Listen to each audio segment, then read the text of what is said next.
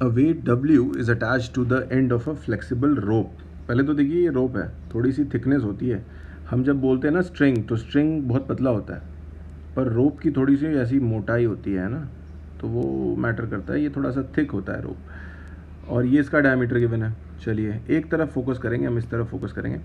Diameter metre में नहीं, centimetres में गिवन है, तो यूनिट मैटर करती है। तो अगर डायमीटर इसका 0.75 मीटर्स में लिखूंगा तो ऐसे लिखना पड़ेगा, है ना, मीटर्स। और इसको धीरे धीरे ऊपर खींच रहे हैं, वाइंड होती जा रही है। जैसे जैसे ये पुली घूमेगी ऐसे वो ऊपर की तरफ रस्सी आएगी और वाइंड होगी, तो उसकी मोटाई बढ़ेगी। किस स्पीड से खींच रहे हैं भाई? 2 रेवोल्यूशंस पर सेकेंड। ये सब इंपॉर्टेंट है इस क्वेश्चन में।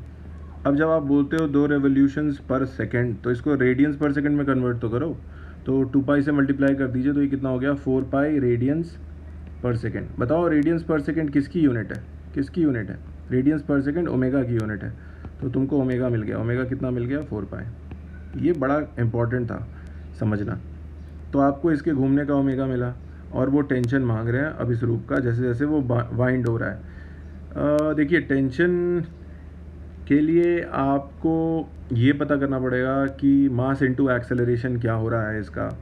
वेट W बोला है, मास बोला नहीं है, तो मास जब भी डिस्कस करूँगा उसको W/g कर देंगे अपन, है ना।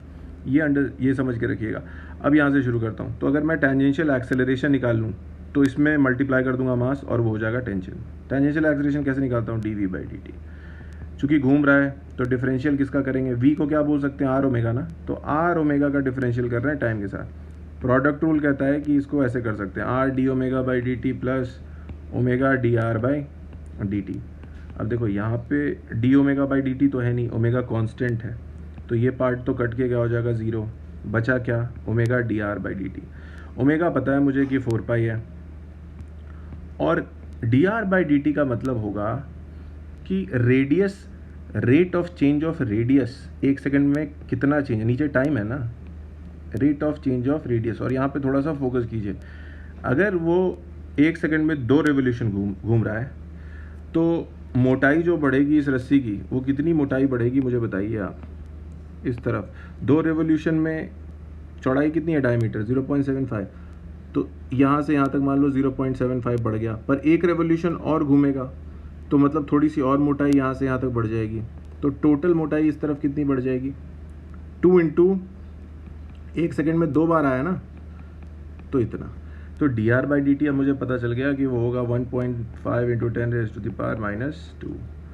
बस, तो अब मुझे एक्सेलरेशन टेंजेंशियल जो मिला है वो है 6 पाई इंटू 10⁻⁻²। अब इस वेट का फ्री बॉडी डायग्राम बना लेते हैं। ऊपर क्या लगेगा इस पर? वही टेंशन जो वो मांग रहे हैं। नीचे इसका अपना वेट जो कि W है। मास एम लिखने की ज़रूरत नहीं है, W लिख दीजिए। और चूँकि ये ऊपर जा रहा है और इसका एक्सेलरेशन है A मान लेते हैं, जो हमने यहाँ पे निकाल लिया है, तो बस अब आंसर आ जाएगा। अगर फ्री बॉडी डायग्राम देखें तो T plus T minus W सीधा लिख सकता हूँ, is equal to mass into acceleration. इस वेट का मास लिखना हो तो W/g लिख सकता हूँ, मास इंटू एक्सेलरेशन, है ना। ये आप समझ गए होंगे। तो T की वैल्यू मैं कैसे लिखूँगा? W उधर ले लीजिए, क्या आएगा?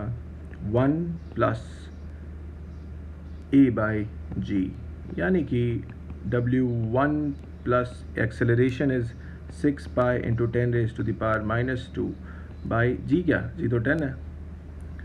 एक अप्रॉक्सीमेशन लेना पड़ेगा बस मुझे। 6 पाई को, वैसे वो 19 नहीं होता, पर मैं मानूंगा 19 है, और नीचे 10 है, और 10⁻2 को भी नीचे कर दूं तो नीचे 1000 है।